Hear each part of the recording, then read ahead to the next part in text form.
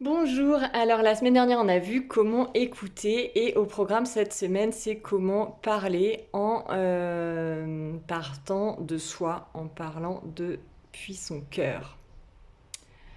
Alors donc là ce dont je vous parle c'est les principes de communication non violente. Vous avez sûrement déjà entendu parler de Marshall Rosenberg.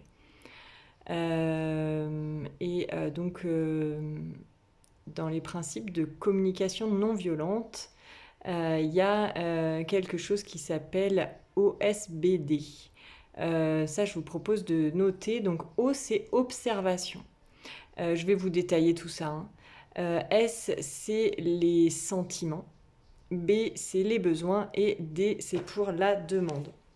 Donc, le principe, c'est qu'à chaque fois qu'on parle avec quelqu'un, quand il y a, notamment quand il y a quelque chose de difficile, c'est là où c'est le plus difficile de s'exprimer. Donc c'est de faire ces 4 étapes. Donc déjà, c'est de prendre un temps avec vous-même avant d'aller voir la personne pour vraiment vous poser avec cette situation et de vous prendre ce temps d'observation. Je vous propose qu'on le fasse en exercice là en même temps. Donc déjà, peut-être prendre un temps, vous tendez les mains devant vous, vous tournez les mains, vous croisez, vous fermez sur le cœur et vous mettez le même pied devant que la même main. Et vous fermez les yeux et vous prenez le temps de respirer.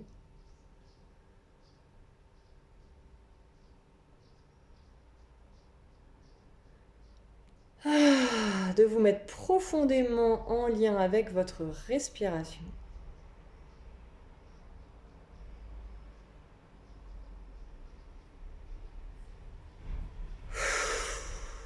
Et surtout profondément en lien avec vous-même. Avec votre cœur, les battements du cœur. Avec les sensations physiques.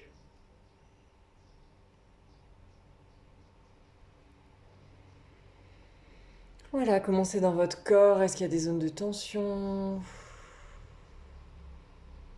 Vous accueillez. Et commencez au niveau émotionnel.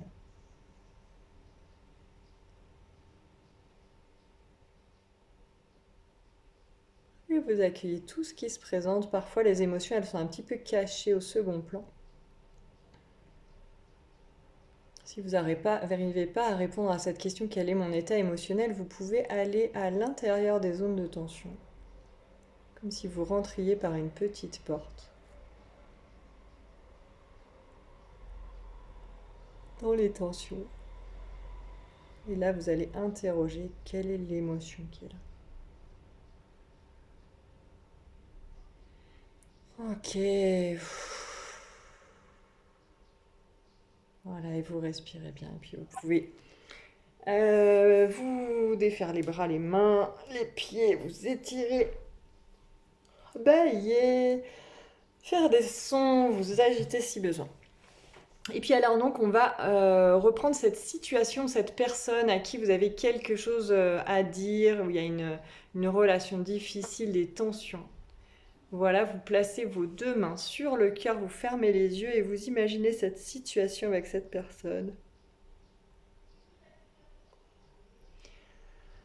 Vous faites venir à vous ce qui se passe, quelle est la phrase qui vous a dite, quelle est la situation qui s'est produite, qui vous a fait du mal.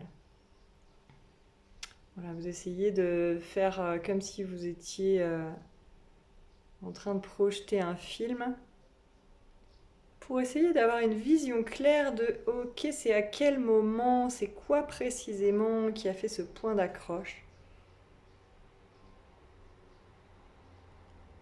Comme si vous étiez en train de visualiser le film et puis vous mettez ralenti sur toutes les scènes pour voir ok, c'est à quel moment que c'est venu appuyer sur le bouton en moi qui est venu me chauffer.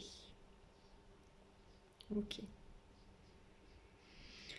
Une fois que vous identifiez ça, que vous avez identifié ça, vous regardez qu'est-ce qui se passe dans mon corps quand je suis en train de regarder, que de visualiser cette scène.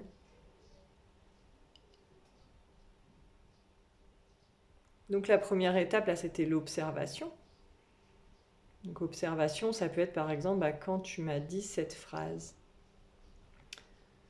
quand tu as fait ceci. Voilà, et là on va se mettre en relation avec les sensations, les sentiments. Voilà, qu'est-ce qui se produit en vous, dans votre corps, quand vous entendez, quand la personne vous a dit ça ou a fait ce comportement-là? Qu'est-ce que ça déclenche chez vous? Qu'est-ce que ça déclenche comme émotion, comme sensation physique?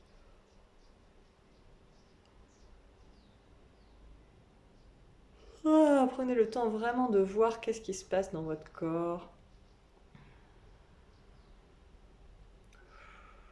Et quelle est l'émotion qui est associée?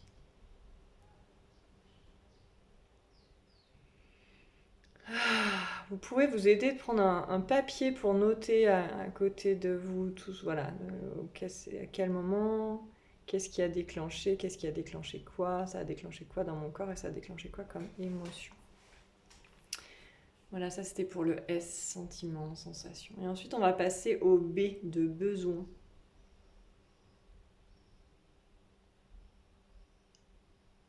Donc là vous allez aller voir votre émotion, donc peut-être la colère, peut-être la tristesse. C'est les deux qui sont le plus souvent activés quand on est en lien avec une personne dans une situation difficile. Donc vous pouvez aller voir cette émotion en vous et vous poser la question, ok, c'est quoi mon besoin? Pourquoi ça a déclenché ça chez moi? Donc si c'est la colère, je vous cite quelques besoins. Peut-être c'est un besoin de respect. Peut-être c'est un besoin de gentillesse. Peut-être c'est un besoin de reconnaissance.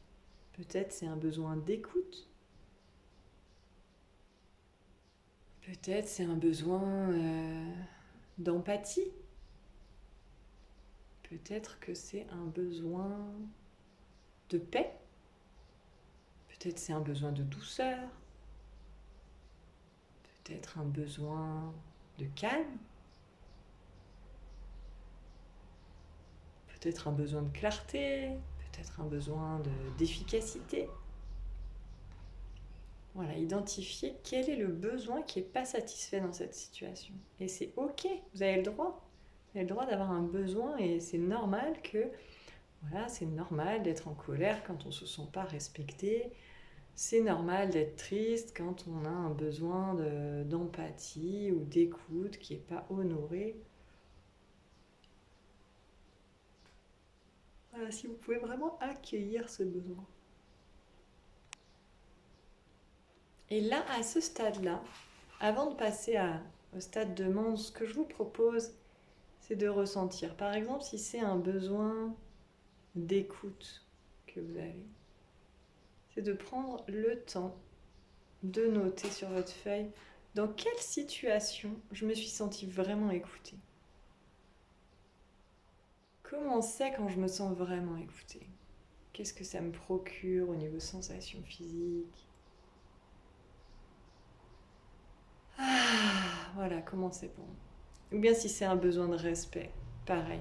Vous notez, ok, avec quelle personne je me sens vraiment respectée? Dans quelle situation je me sens vraiment respectée? Comment c'est quand je me sens vraiment respectée? Comment c'est dans mon corps? Qu'est-ce que ça me permet de faire? Ou si c'est un besoin de douceur, pareil. Comme si, en fait, là, en faisant ça, vous imaginez quand votre besoin il est pleinement rempli, comment c'est? Qu'est-ce que ça vous procure comme sensation physique? Dans quel moment ça arrive? Dans quel moment je peux remplir? Par quel moyen je peux remplir ce besoin? Ok, et une fois que vous avez fait tout ça, vous allez passer à la phase demande. Alors, qu'est-ce que je pourrais, dans cette situation, demander à cette personne de façon à ce que mon besoin soit nourri? Donc, je vais vous donner un exemple après de la façon dont vous pourrez aborder la personne. C'est par exemple, donc vous allez reprendre les 4 points. Observation. Donc, premièrement, c'est dire ce qui s'est passé. Quand tu as fait ci, quand tu as dit ça. Je me suis sentie. Donc la première case, c'est observation, vous décrivez à la personne ce qui s'est passé. Deuxième case, ça m'a fait ceci comme sensation physique, comme sentiment. Je me suis sentie, là vous parlez de je, hein, j'ai ressenti de la tristesse, j'ai ressenti de la colère, j'ai ressenti des tensions dans mon ventre. Voilà. Parce que j'ai besoin de, et là vous pouvez décrire parce que bah, j'ai besoin de douceur, j'ai besoin de calme, j'ai besoin de respect. Est-ce que tu serais d'accord de, et là vous pouvez formuler votre demande. Donc par exemple, je sais pas, moi si c'est quelqu'un qui vous a parlé de façon agressive, quand tu as haussé le ton, j'ai ressenti une oppression dans ma poitrine, j'ai ressenti de la peur, c'était désagréable pour moi, j'ai besoin de calme. Est-ce que tu serais d'accord de me parler de façon plus calme? Ou est-ce que tu serais d'accord quand tu es en colère de t'éloigner le temps de gérer ta colère et après de pouvoir me parler plus calmement? Voilà, voyez si vous pouvez formuler une demande. Et parfois, il faut savoir que l'autre personne ne sera pas forcément à même de répondre à votre besoin. Et c'est là où c'est important, dans la case besoin, de voir dans quelle situation mon besoin est nourri. Par exemple, si c'est un besoin d'écoute, peut-être vous allez avoir envie d'être écouté, d'être compris par l'autre et peut-être qu'il ne sera pas à même de vous donner ça. Et dans ce cas, ça peut être très intéressant de voir quelles sont les personnes ou dans quel contexte je pourrais nourrir mon besoin. Parce que votre besoin, une fois que vous l'avez identifié, c'est comme un truc, vous le tenez, vous savez qu'il est important, que c'est quelque chose dont vous avez besoin, parce que sinon ça génère cette tristesse, cette colère, quoi. Donc par exemple, si j'ai besoin de douceur, ok, peut-être cette personne n'est pas capable de me donner de la douceur. Comment je peux m'apporter de la douceur? Peut-être je peux prendre un bain chaud, peut-être je peux me masser avec de l'huile, peut-être je peux aller voir une amie et lui expliquer tout ça et elle saura m'apporter de la douceur. Voilà, de façon à pas faire forcément reposer votre besoin sur une seule personne. Vous pouvez lui en faire la demande et lui exprimer, comme ça cette personne comprendra mieux vos réactions aussi, si vos réactions sont un peu vives, et pour autant, bah, pas lui en vouloir si elle ne peut pas répondre à votre besoin. Vous avez des possibilités alternatives de répondre à votre besoin. Voilà, et puis vous expérimentez ça et on en discute, on fait des cas pratiques. Voilà, à tout bientôt.